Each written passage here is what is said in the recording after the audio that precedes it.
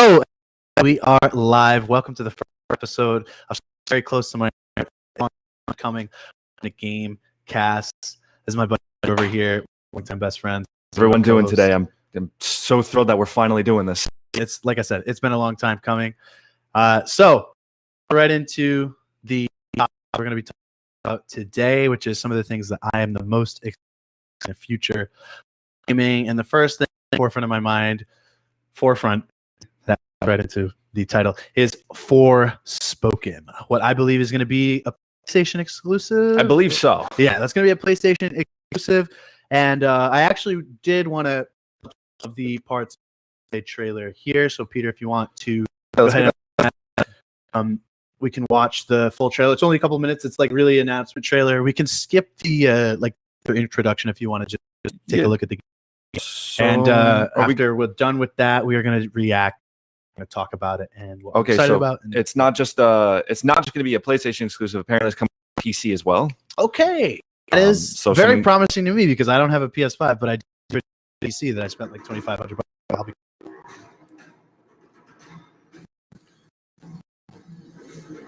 Honestly, I'm kind of sold just because there's dragons already. Yeah, no, to be completely honest.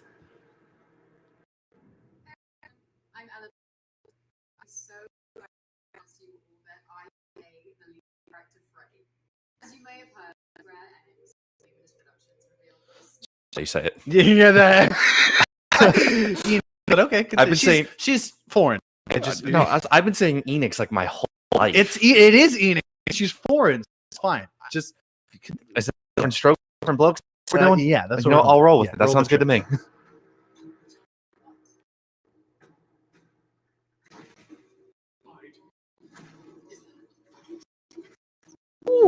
I wasn't expecting that. Not gonna lie. That's the guys.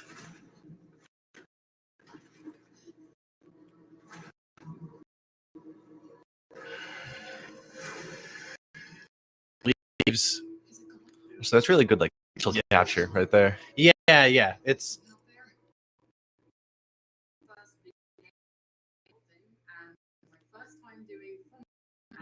like you said. Is a character I immediately connected with.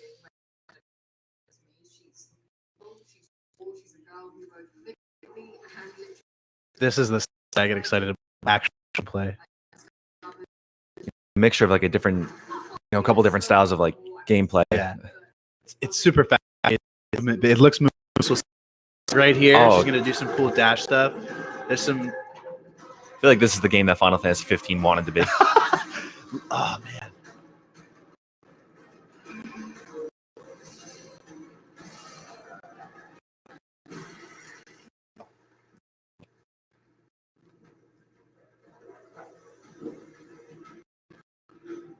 By the way, I have looked it up. It is not a word. It is something made up for themselves. So, those are some amazing graphics. Yeah, yeah.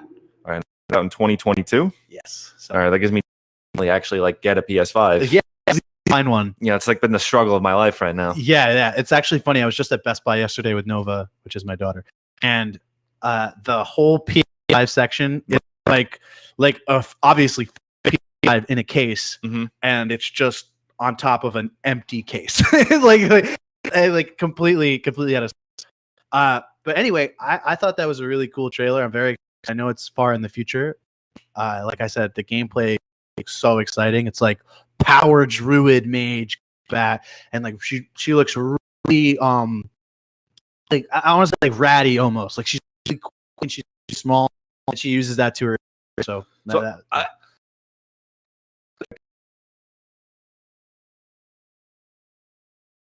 watch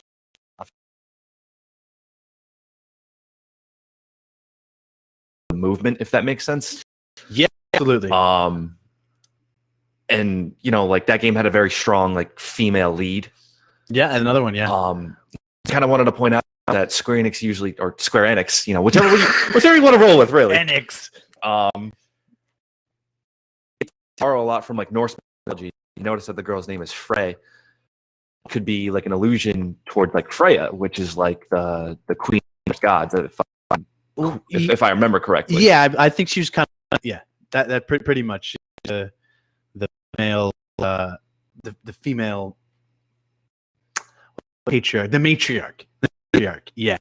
I can't wait to get my hands on a PS5 to play that. I know it's coming out on PC, but still, I want to be able to play that on PS5. Like, it'll be due, so maybe we'll actually have that by. Fingers crossed. Never know. Yeah. Another thing I wanted to talk about was the D&D game going to be out. So if we want to do that sure. That's another just minutes. We can look at that later. We can talk a little. What was bit. it? It was Dungeons and Dark Alliance. Yeah. There we go. And yes, only a minute. So yeah, that's. See.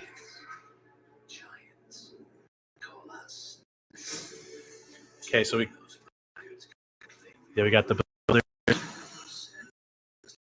That's right. Yeah, the finger coming out of the lava gets me every time. That's sold already. A big beholder. It looks like it's third person. I only see like 3 players per scene. It kind of reminds me of Smite almost. Yeah, but like a non-MOBA based like that. Yeah. I'm slightly sad just because they did announce that they got rid of couch co-op for this, so you're not going to be able to play couch, but you'll be able to link up with friends. That's still super dope. Did you ever have a LAN party? Yeah. I mean, I'm not gonna lie, I never did. I feel like I missed out. I mostly Smash LAN party, and like tournaments. I'm only that way because our son is over there. Tournaments are kind of like LAN parties in themselves, right? Oh man, there was one more that I wanted to watch. We can talk a little bit about this. So I actually had a question for you. Like, yes, because I know you've done Dungeons and Dragons before. I have. Right? I have Dungeons and Dragons. Right. So like, I've only ever had one experience with it. Yeah, I've heard this, right? And I want you to expand on it because it's actually pretty funny. It is kind of a funny story. So, I was in the U.S. military. I was part of the Army. And during my basic training, not that we had Sunday off, but it was one of the few opportunities that we were allotted like some actual free time. After we're done with like our dorm cleaning, all that kind of stuff. This project about maybe a third into training. Our basic training was about, and between 10 and 12 weeks. I'm not particularly sure of them anymore. Feels like so long ago. But our friend Zach, who for the slim possibility given the same basic training in platoon, and he was super into D&D. He suggested, he was like, "Hey guys, so like we have all this free time on Sunday, when we're working out, when we're not cleaning, why don't we play Dungeons and Dragons?" And there were like our training unit, so they were 100% for it. Yeah. That's right. The military's a bunch. No, go on. That's actually pretty accurate. Like we have our own, professional game team. Yeah. Like okay. I actually know someone who's on that team. Like he has his job, he has his duties on this team. When they play professional esports like Legends and Dota and all that kind of fun stuff. But we ended up playing like real fun like makeshift game. Like I didn't know anything about Dungeons and Dragons. Like I knew it was a thing. I knew it was a tabletop game that people did. But dice were involved. Did you know that dice were usually involved? I did know that dice were usually involved, but we were not allowed to have dice because it was gambling. It was a gambling. Right. Yeah. And that's a thing you cannot do in the military. Not necessarily in the military. So you can go and like gamble. Yeah, but on base, right? Like so you can't gamble on base as far as I'm aware. So yeah. And especially training scenarios, you can't do anything that involves gambling. Super, super frowned upon. So we did the logical thing. We lockers, the combination locks, and we would just like spin it, and like we wouldn't look, and then we'd look down and be like, okay, cool, I rolled like a 20, like divide that by this number, and we'll roll with it. And I'm not gonna lie, I died in like the first like it's off. Like this dude just chose straight chaos. I literally ran into him out of nowhere, and he was like, "Hey, so like I'm just gonna kill you just because I let you be mad." Oh my I love those kinds of D&D plays. I got revived like halfway in the middle of the game. I kind of So you were just sitting there the whole time? yeah, basically. I didn't hear that part of the story. That yeah, kinda no, sucks. it was interesting. Yeah. But like it was funny because like my ghost was still like there and like trying to like with everything. He was just getting super aggravated. Yeah. All the time. Yeah, the thing is with D&D is you really get a good group of players, and like people can really not understand how it's supposed to work, and that can bring the entire group down. But when you get a group of good players and everybody knows what's going on, it's almost like a fight with the with the dungeon master to try to get this out of them. All I ever see about Dungeons and Dragons is like up on Facebook, those ridiculous games that people have are like trying to seduce like anything and everything, and so on and so forth. Yeah, actually, that's all I ever see. There was a kind of embarrassing. There was a game where I played this, and most of you guys who know anything about D&D know what they are. I really, I mean, in every town, I really played into that, and it came back to me because I actually a character in that game being pregnant with the hellspawn of the entire entire game, literally the king of that game that my friend right was born through me because I decided to be promiscuous and bad time. You know what? I love that for you. Yeah, that's fantastic. So is he paying like Twitter? Like, was he just out of the picture? No, the game is gone. The game is. I think I was like 16. I played in that one, and that's all gone now. I don't think you and I had met yet. I don't think that's a great story. That's a great story. Well, no, I 16, 17, I think, and was when we started talking. We actually had a history class in 1 year. It was our junior year. And that's where we like this is like Peter and like my that was it. You know what I mean? Yeah. Which is it's weird to think about, like how good friends you can become with people, and like there was periods of time where you might have known them, but you didn't know how close you guys are going to end up being, and that definitely works out for us. But our senior year, we had a class together. That's how you and I think that we like officially introduced ourselves. Yeah, because I sat in front of you. Yep. And you slept through the class. I did. Oh, I would probably do it again. Yeah. Well, that's why. Well, if I wasn't sleeping during class, I was watching anime. So, I mean, exactly. The stay in school, kids. Yeah, the way we became like friends was being in together. Super. We did a play called Almost Maine. It was an original play, right? It was no. It wasn't. No. Oh, no, I'm thinking of the one we did a few years ago. Yeah. So Almost is really cool, and basically about this town called Almost Maine. It's not Almost Maine. No, you're in Almost Maine. It's a fictional town, and a 7-scene play, and every it was 8 scenes. 4 scenes got cut though. I'll talk about that more. So it was a 7-scene play that was all different love stories, all really cool and really different. Were they all love stories? You don't remember? Was a love? Think of all the scenes now. So the scene with the guy who like went off and did a thing in college, and then he comes back. Scene to people who were like young, and then they literally travel around the entire world, and then come back to the same spot. There's the one with you know what I'm saying? Yeah. There was our scene. Our scene, yes, which was me and him. Was still a love story. Was still a love story. Yeah, it was literally a love story scene, and we played into that. It was really fun. The scene is that we are 2 guys having drinks at the end of the day. And no, they weren't like drinks though, because we were still in high school. Yes, it was root beer. It was root beer. It was root beer. It would have been something that Sunday night. But the basis for the scene is talking about these really bad dates that were going on. I remember my character didn't get out of the driveway. She told me, I'm telling him in the scene that she told me I was bad and that she's not gonna. So that's what my character actually managed to go on a date, and everything was going nice and smooth. We went like ice skating, right? Yeah, ice skate. Yeah, it was everything was going real smooth, but she wanted this really complicated trick where like her up and over, and instead of going up and over, she went up and over and over, and she just fell on her face. She broke it. She broke her face. She broke her face. That's a line directly from the play. Yeah. She broke her.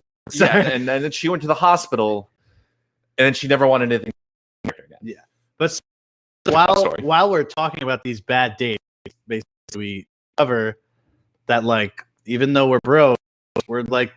I believe it was my character that made the first move. Yeah, you're just basically saying that we love each other, and then falling for each other. And at the end of the scene, we're actually both on stage, literally, physically doing falls for each other. We're trying to leave the scene. We're trying to get away from each other because, sorry, we didn't want to be gay. You know, we're almost Maine, and that wasn't really cool time. So we're falling over and over and over, and we realize.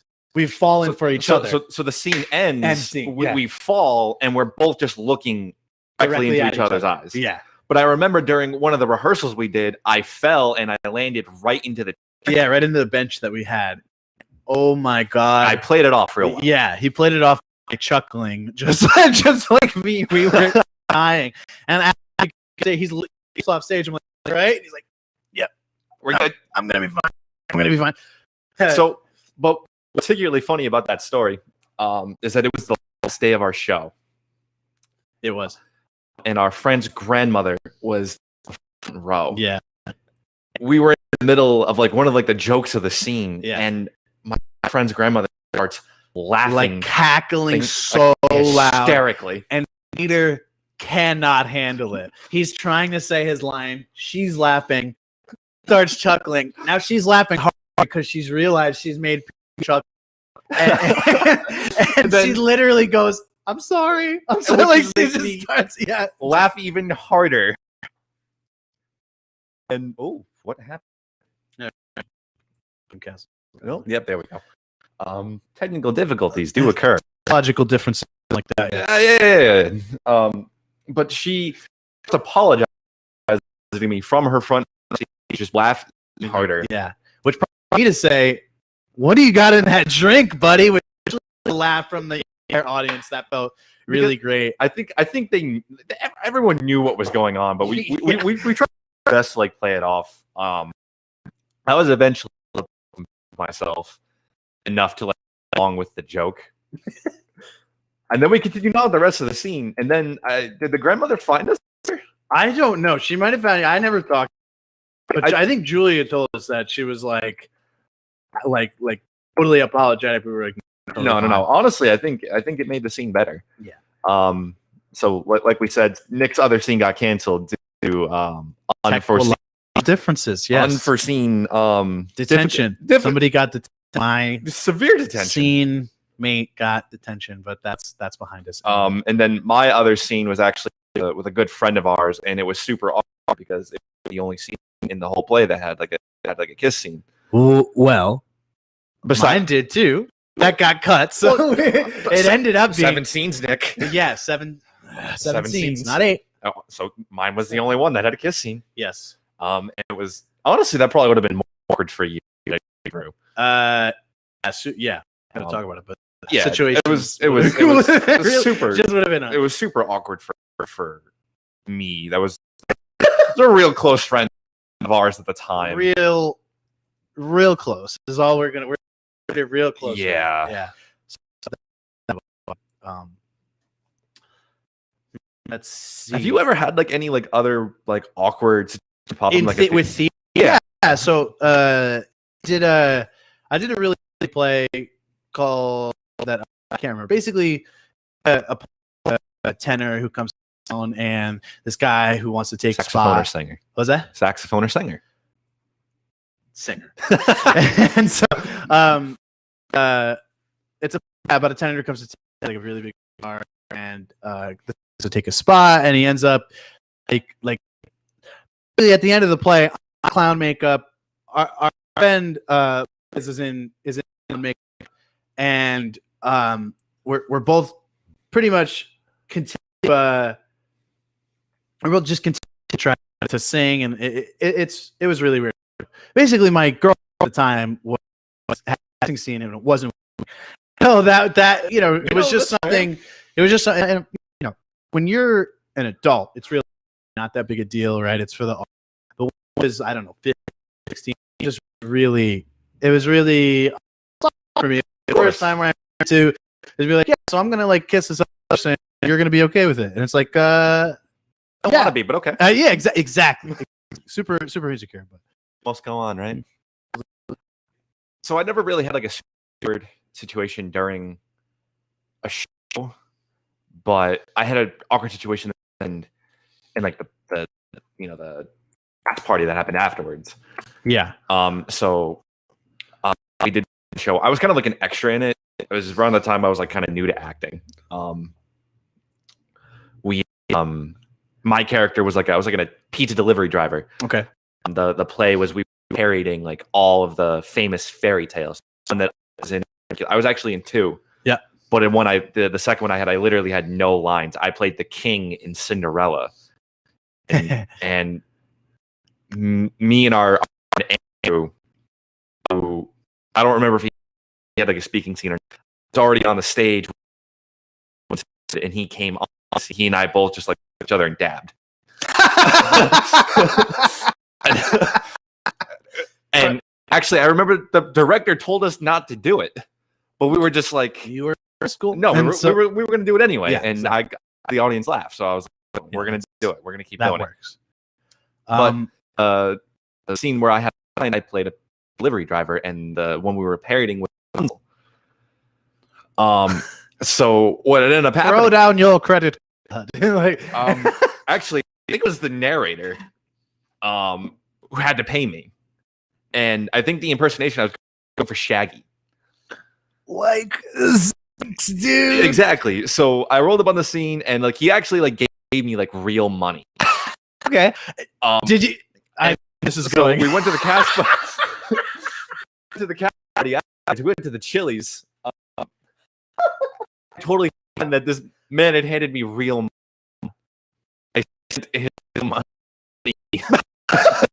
and he didn't have to order anything for the cast party. God. And it was super awkward. You like, what do you do? Do you just be like, oh, here's my? What do you? Literally, I was like, you can take like food, dude. Yeah, He you was- can, yeah. he was like, That's what you have to do. No. And he actually didn't want my food. What I ordered. Oh no. So it was. That's the bad situation. I literally felt like the worst person alive. Yeah. Could be like that sometimes. So if you're just joining us, I want to say please give a follow to Rhode Island Broadcasting. We got the logo right up here. And so from Haven Shine Reviews, we got a lot of content on Rhode Island Broadcasting, but Haven Shine Net is our hub for entertainment. If you want to go check that out, we got all kinds of stuff. Local band, and you want to put your music on Shine Net, local band, and you want to feature in our Wednesday show jam sessions, then hit us up, Rhode Island Broadcasting. Just send us some to hear from you. We'd love to shoot your video for you if that's what you need. Really, you just need a garage and some power and all your stuff. Jam sessions is on. My apologies, Ron, who is screaming at me through messages in all caps that it's Friday, you idiot. That's exactly what the message. But no, You can tell by the death stare he's currently getting. to go back into some content, I want to ask you, Peter, Hit me with your best shot. what do you think is an underrated game in the last few years? A game that maybe it flew under the radar for sales, maybe they weren't great, and you're just like, this is criminal. You guys should play this. It's good, man. It's good. Hit me. That's a tough question. Yeah, no, there's a lot that come to mind. Because like I usually play a lot of the AAA releases that come out over the years. Mhm. And there has been a particular one where like I thought like underperformed. I thought underrated, and like people had the same opinion. There's a couple that come to mind where like it didn't live up to hype. Okay. And I think that one immediately comes to mind for me in the past year that was a game that lived up to the hype. Resident Evil 3 remake. Ooh. And that's solely because the Resident Evil remake was such a good game. It blew a lot of people. And I think a lot of people, they had like that nostalgia on. We're gonna be super cool of it. was just like the definitive Resident Evil game. You had like the original, beloved it. Resident Evil 2 came out and it improved upon everything that the first one did. And the Resident Evil remake that actually for the GameCube, and then was later put to other systems. You can actually play it on PS4. I think it's available for the Switch. You can the Xbox One, so on and so forth. I own it on the PlayStation. I tell you, I am garbage at that game. So bad. I literally didn't get past like the first 50 minutes of it. I was not built for that tank control kind of. But then Resident Evil 2 came out, the original, and it better. It introduced new characters. It introduced a few new mechanics. And it was overall just a better game. So then I think the Resident Evil remake that came out, it improved upon everything that all the previous Resident Evil games had done. It introduced new story segments, new game mechanics. It just did getting better. To this day, I hear people talk, and it's just one of those games that's celebrated. So I think people were really had these high expectations for the Resident Evil 2 remake. And it completely blew everything out of the water. I actually played that game. I was in training. I was in California at the time. Yeah. In a hotel. And I had the night shift for our training back when I was in the military.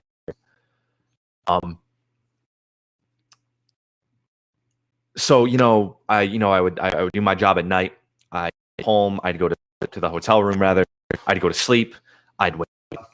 Then, I would do a little bit of Resident Evil 2. Yeah. And I'm a bit weak-hearted sometimes. Games scare me. Yeah. I don't do jump scares. It's not what I do. But it was such a game. It was so fun.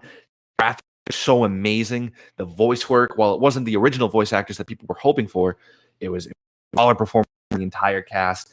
The soundtrack, which is a big thing for being a musician, was phenomenal. Loved that game. So people had like these high expectations for Resident Evil 3. And the big sell point was, Nemesis. Yeah. That one that's just going to track you down for the entire game, make the entire game so hard and so difficult for you. And people got this game with high expectations. I remember the demo came out, and this was on for the entire end section of the demo, and people were like, "Yo, like this is going to be what it's like the entire game," and I'm like, I'm so excited for it. It wasn't really like that at all. The Nemesis appeared in very story segments, which was not what it was In the demo. And not even demo. Resident Evil 3 points in the game where he would come out until you reach the end of the game. Yeah, like alien type stalking your. Don't even get me started on that game. Yeah, it's a bad one. Oh my god, I can't never beat that game. You can get past the first section with the aliens, like Yeah, bucket stuff. it's tough. Yeah. But I remember seeing the game reviews for it. Like, I think IGN gave, what did IGN give Resident Evil 2 remake? I'm gonna look that up right now because I know Resident Evil 3 remake did not score as high, not even close. Resident Evil 2 remake IGN score. That looks like a 9 out of 10. Yeah, right. And then if we go to Resident Evil 3, it scored like a 6. Yeah, it scored like a 6 out of 10. Oh, it scored a 9 out of 10 GN, but maybe it wasn't what I was thinking of. Stop up Yeah. 6. Yeah. The game that was underrated. I just think didn't meet those expectations. That it wasn't a fun game. I still play that game. Yeah, I had fun with it, but it didn't live up to his expectations. Yeah. You want to know my Absolutely. little hot topic? And there's honestly a good reason why it is still the image of in people's brain that it, because it's burned into my brain. I've only just to get over it. Star Wars Battle 2. Original or remake? So it's I guess it's a remake. The most recent came out. The reason why so many people hated it, I think, is completely valid. When it was released by EA 3 years ago, not only was the game itself, the full game, if you could manage your the full game, and I'll explain that in a minute, was finished as a product. Of course. Okay. Just to get all of the content, I mean, you had to be rich. You had to have income really to exist. Talking about like making it rain. Yes, seriously. The loot box system, game as a service system that they put to the game, I'm gonna call it what it is, almost criminal. You know, I remember hearing about that. It was so bad. You couldn't play like if you liked the the way I play the game now. If I wanted to play that game 2 years the same way, where I basically run in through over heroes and get skins and do all the stuff I want to do, I would have had like one game. I got to put more money down, literally, and there were times when progression, like all your credit progression, all your XP progression, literally completely stopped, and you had to spend. You had to get more boxes to unlock the content. So I remember hearing about this. That it got so bad that like I think I hear like somewhere else in the world they were actually thinking about like cutting the loot box it off the store. They literally you couldn't get the game. But then they were looking to set laws in place against like the box system because it was basically like gambling. It quite literally. I mean, you think FIFA's bad? If you know about FIFA, it was not much of a sports guy. I won't lie. Now, it's not like that. The celebration edition of the game is maybe $5 or $10. Then like itself, $15 to $20, and it gets you pretty much every single in the game. So 2, 3, 4 wins. That's really, really big skins for these characters. And like back in the heyday of sports. Yeah, so like the skin for Luke is one of the people who has a few skins. Like unlocked, his like main Jedi Black is unlocked.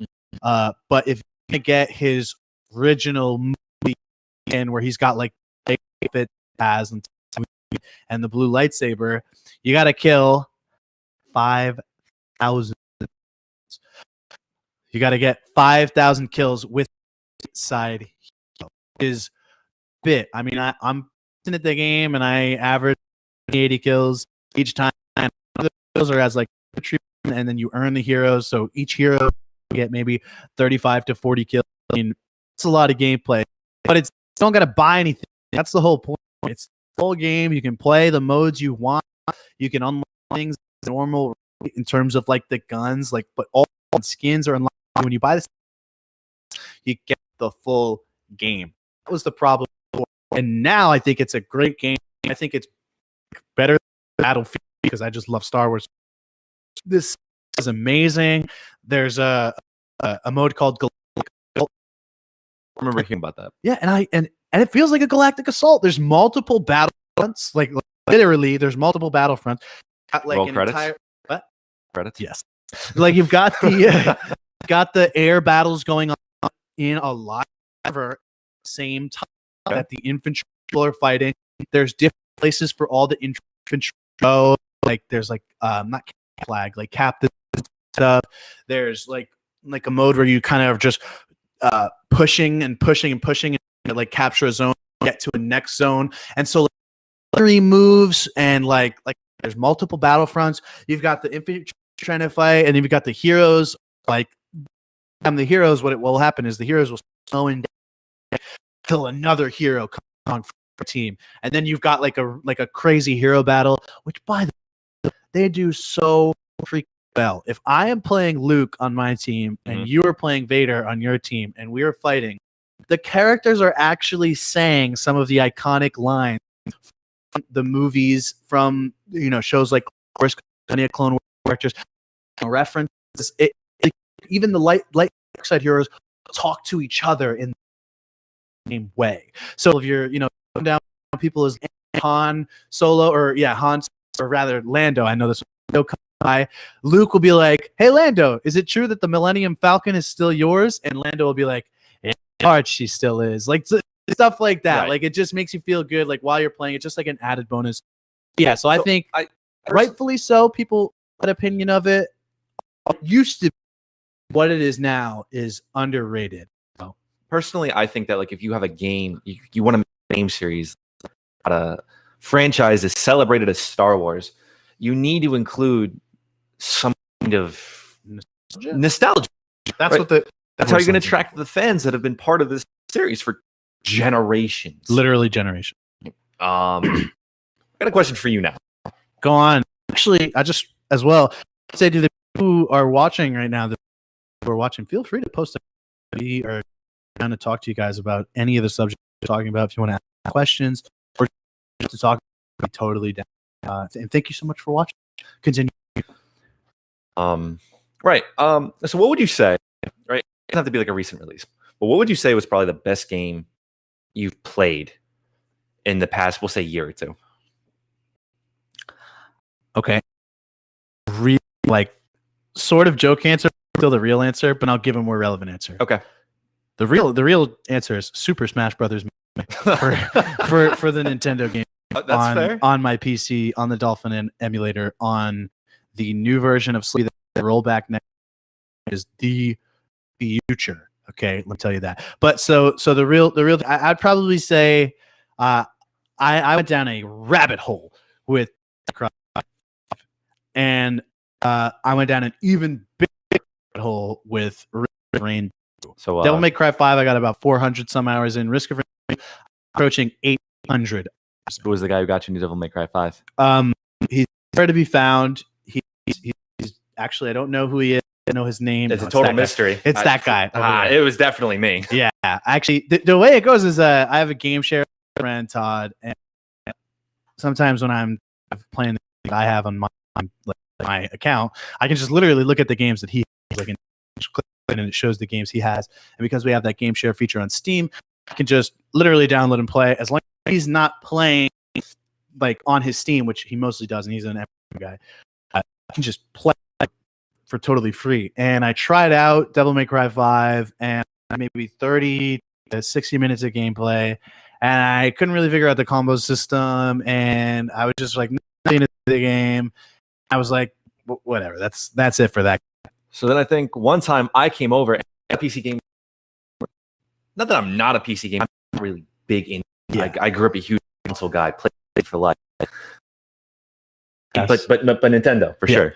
My favorite. Came over one day and I brought my PlayStation. I had Devil May Cry 5 downloaded, and I was just playing. And just remember what game mode I was playing. I think I was playing the story. You're just in the middle of killing things like, How what do you do? I couldn't. And then I just kind of like looked at it. I was like, I'm just playing the game, man. Like, playing Devil May Cry 5. like, What's yeah. up? Yeah, this ain't anything special. Like, obviously, but this ain't anything special. This is just how the game goes. I'm like, this is how I'm supposed to play the game. Like, Yeah, no. So he told me his experience with it, and I was like, oh no, dude, you gotta give it a second shot. Once like you learn the intricacies of the game, it's one of the most satisfying things you can do. Yeah, for sure. Gaming. Just the combos and the spec of it all, and learning like tells the games, the everything. It just makes you feel. What's the word for it? What would you say? Question. It makes you feel like a half demon, half human, a killing machine with a with a real mouth. That's literally the loss of the game, by the way. Yeah. That's the entire premise. Actually, if why don't you if you just look up like DN5, like literally just Like crazy 10 combo gameplay? Yeah, just if you look up literally 10 seconds, you're gonna be. It's literally just you toss the enemy up, you slash them all around, you shoot them, kick them, you set them on fire, like literally all in moments.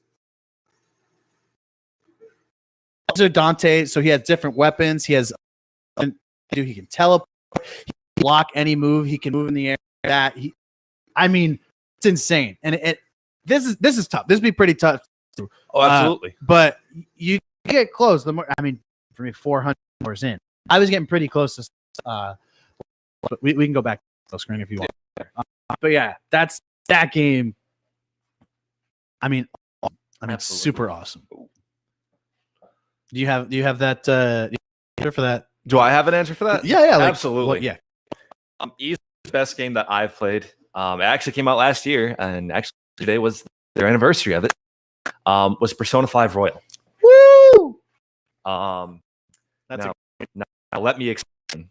And for those of you that totally did just make that reference, you have there's a caretaker, and he's at a coffee shop. He owns the coffee shop. Yeah. You have the ability to make as a healing item, and anytime you do that, you use a type of, and every time you make a coffee, he tries it, and then he explained where the coffee comes from, and every time he does it, let me explain. Let me explain. So I'm a huge RPG guy. I have been ever since I was a little kid. RPG I ever played was actually Super RPG Legend of the Seven Stars for Super Nintendo. Fantastic game. By Squaresoft, not Square or Enix. Don't forget, Square Enix or British. Then it's probably fine. I'm Welsh. Does that count? No.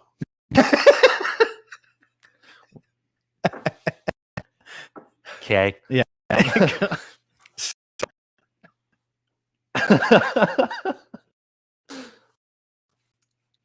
So huge RPG fan ever since I was a little kid. I graduated from that game to Kingdom Hearts, actually. Yes. And then I kind of just fell in love with the Fantasy series. I actually only played Persona recommendation, but I don't know who recommended it to me. I feel like the dude who ever did it was a total jerk. No qualities whatsoever. Yeah. Actually, funny enough, me and Peter we're just a friend where like consider each other in moments that you would to just kind of make your. I think you know what, I need Peter's opinion. He might think, you know what, I need Nick's opinion right now. Oh, Tim, my man, thank you for tuning in. So he just calls me. He's like, I'm gonna pull the full phone call here. You ready? Yeah. Okay. Nick, hey, listen, I'm at GameStop right now, and I just like I'm just looking. No, it was PlayStation. Yeah, I'm just like there was looking. a sale. I was just like looking for a few games. It's like you got to get 5 used games. I got 3. No. It was 2, and you get the one. Okay, thank you for the freaking semantics. So I've got Important. I've got the the first. authenticity of the All story. right, I get it. Got the first 2, or the first 2. I just need like a suggestion for one more. Yeah, here's a problem. I don't know what games I have because I'm at home right now. And I was enjoying it at the time. Yeah. Yeah, so it's not like it's a local GameStop where I've been there and I know their stock. No, so this place is in Georgia. So basically I was like, What games do you have? and he said Sona. And I was like, stop right there. Peter, you're going to love Persona. Was it 4? You're gonna love 5. Like I think you're gonna love so much that you go back and play other Persona games. And Exactly what happened. yeah, and I think on the phone at the time he was like, fine, I guess. yeah, whatever. I just got to play this game. I don't think he remembers the other 2 he bought. He remembers that 5 is the one game that I suggested. So yeah, it happens like that. So I actually think it started back in like 1996 as like a spin-off to Alice's other series. I think it's Shin Shinigami Tensei. I think that the remake of the third one coming out in May. Trying to that's pick some that stuff up. we can talk about soon. Yeah. But I had a friend at the time who actually I still talk to him. I don't know why I said at the time. He's still relevant to my life. He was super into the games. 3, 4. No one really ever talks about 1 or 2. And I think it's because they're radically Really different. I mean, they're way more slice of lifey, and they're way more like. There's a lot of like darker tones in those games. I think they straight up back like World War II Germany for a little. The Nazis literally a main antagonistic force in the game, just for no reason. Yep. Yeah. Japan makes things. When that game actually came over in America, they call him like it was really Hitler. Hitler was literally in the game, but they didn't call him Hitler. They gave him a pair of sunglasses and called him the Führer. What? I mean, that still means Yeah. everybody is the point. Is the point? But American sentiment got to be like that. Yeah. But I remember I tried the other two games and I was feeling it, and I was like, you know what? Fine, let me play the game. And I and plugged it in. Started the disc. Wow. This is like an Atari. Plug it in and Plug and play. Okay, but go on. I inserted the disc, and I feel like as soon as the popped up, I was in love with the game. You can't start a game with a smooth style as intro and expect someone not to fall in love. And I remember playing like the first hour of it, and I was just in love with it. I game for the rest of the. I actually don't own it. I'll play the original live, and is that it's a re-release of the game, but with added bonus content and tweaked game mechanics. The game, even Persona 5, its own basically an 89 campaign. You're never really boring it. There are like your down between like the important story segments, but once you get into the game, it's like addicting dungeon crawler, classic RPG, stylized gameplay. Yeah. And what Persona 5 Royal did is that it took that fantastic gameplay and it becomes better. Yeah. Persona 5 Royal, the first time I played it, I beat the story in about 115 hours, give or take. So we're talking about 20 to 30 hours plus bonus content. Which is big. Which is huge. And of course, there's DLC you can get that adds bonus content. None of it's really story related. You don't need to buy it to get the full experience, but it's just like one of those things that you can do, and it adds nostalgia to the other games if you've played them. Callbacks, their references, and it's fantastic. I'm actually playing a new file through now, and I've put 80 hours into the game so far. Heck yeah. Yeah. The soundtrack, top notch. I actually have it downloaded on my Spotify. I'm not. Yeah. Peter is big into the audio of games. I find that a big component to what makes you come back to it is that so the game has great music and obviously make you enjoy the experience, but then you'll listen to the music when you're not playing the game, right? And you'll show the music and we'll jam together, or you'll listen to it at work, and then it makes you want to go back and play the game more. So then you play the game more, and then it's like a vicious cycle. Like I'm just so, and it's just so tiny. I just like. Sounds like a you problem. Yeah, it is. Well, it is and it isn't, because when I play a video game, it's difficult for me to take apart parts of it because it's all just encapsulating my full attention, and it all kinds of just come across as one method. I can tell you 3 or 4 track names in video game in any game, and it's directly related to changing the tracks in game. Devil's Never. It's fantastic battle theme. And then funny you mentioned that. Devil's never a battle theme in Devil May Cry 3. It was the ending credits. Now in C5 you can set it as your battle theme, which is weird. why that's a little weird. I mean it works. I mean it works, but it's nostalgia for me. But so yeah, it's just more of a complete picture just comes together, and I just don't pick it, but thinking about that complete time, Risk, in Haven Shine review coming up soon. In the review I'm going to talk about Risk of Rain. You're going to talk about Risk of Rain 2, and so it's the most video gamey game of all video games. I mean, here, and you'll when you see the review. But this thing, it's something that I think about even if I'm just doing nothing. I'll just be like, I could go become right now on my computer. If you up in the top here, we got to go for Risk 2. Oh yeah, how about that right there? Exactly 0 hours. I made him the game. 0 hours played. Interesting enough, he's one of my only friends at the game.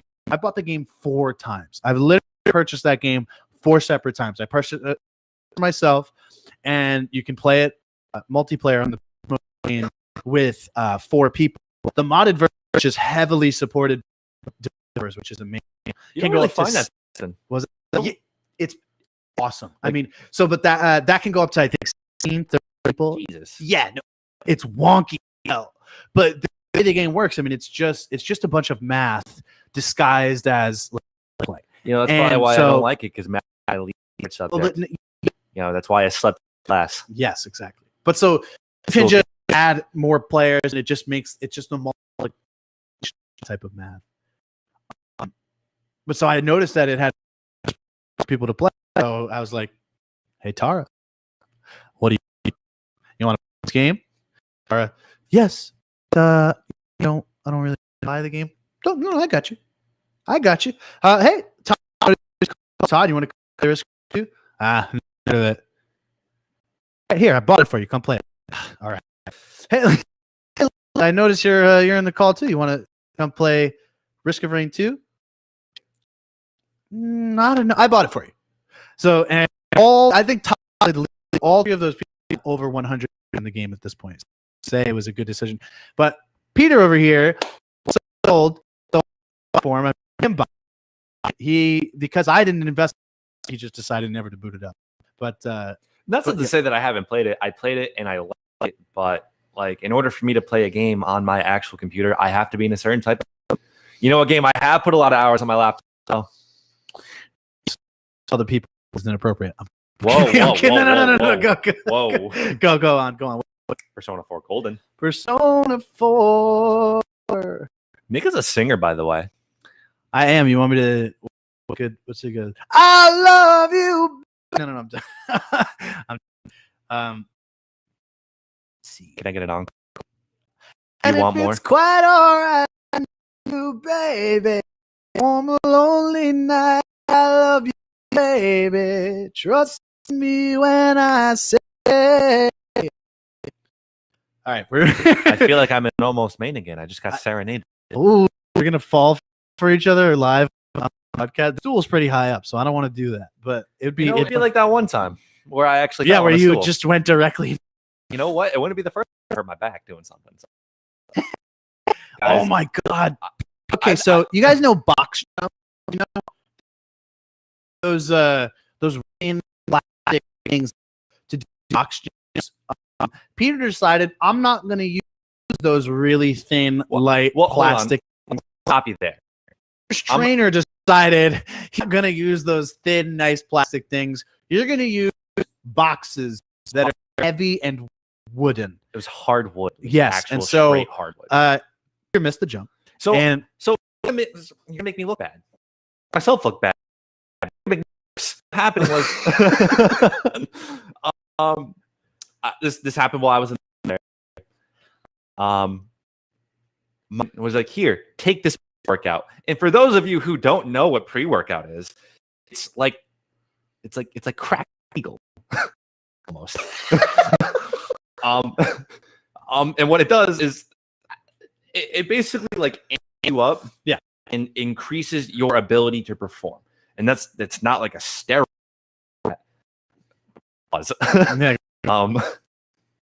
It's mostly my understanding.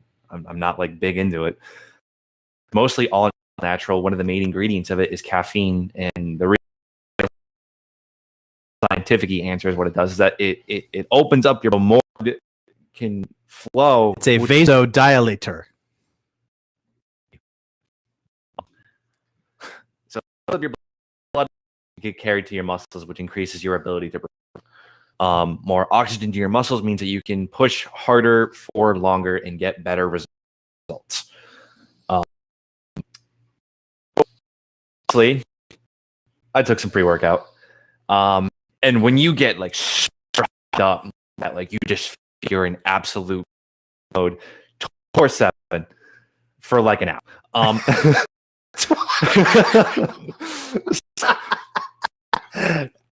Like I felt like I ran 4 miles, 28 minutes, and almost threw up after. It was great. But of course, we're not going to work out with that anymore. We're going to end our leg day, and I'm sure you can imagine what that entails. The box jump. This is supposed to be one of the last we did to finish up. Absolutely, because I'm used to kind of high intensity workout at the time. When your legs are shot, that's when you want to do box. Absolutely. Can recommend. So my legs are just because I still had pre-workout, going through me. I got this. I'm a pro. I'm gonna this.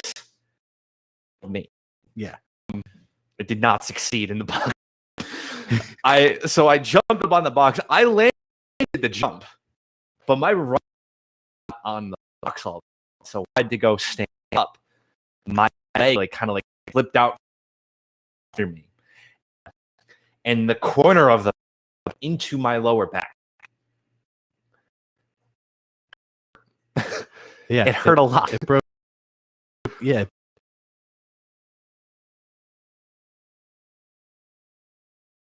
Box. I landed.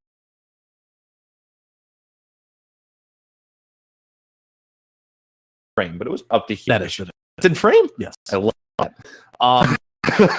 It was like around here somewhere. Like I don't remember of it. I kind of got some trauma for that. I try not to remember. Yeah, too like much. three. Yeah. Like if you want to have look soft, we can do 2. You want to make it 3.5. 5. Just We'll say say you 5. tried to jump 5 feet in the air. Absolutely. And it didn't go well. The highest jump I've ever done. We did like the jump with the plates before, and I landed. So I don't know why I couldn't. Like, no, you're a kid.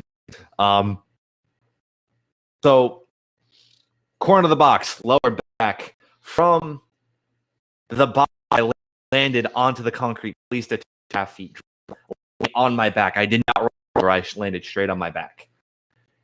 And then I did the real smart thing of shooting right back up. I didn't lay there. I just got right back up and I'm off. And then who saw was like, are you good? And I was like, yeah, I'm fine. I'm a monster. Do this. I could not do that. So like, obviously. And I tried to let you down. I did not pull muscle. Down to like the push-up position and tried to push up my back. I went into I tried to sag in the middle. And then arc back after. And the pain was instant that I immediately faced. There was no warning. I didn't register what had happened. That's how fast it was. That's how intense the pain was. That I almost kind of backed out for a quick second. Yeah. They took me to the hospital, broke a bone in my back, out of the game for 2 months. Great note to end on, Peter. Thank you so much. So that's the show today. Here, cast on Rhode Island Broadcasting. Again, following, you absolutely need to. Please, this video, if you liked it, disliked it, let us know in the comments section. If you liked it, know too. And please share the video. It would help us a lot. Check out more content from me. Go on havenshine.net. That is your hub of entertainment. And that's the show. I can't believe we actually just did that. So much fun. That went smoother than I thought it would. I'm not. Yeah. I was really nervous. I think we did great. But thank you guys so much for watching. And take care, guys.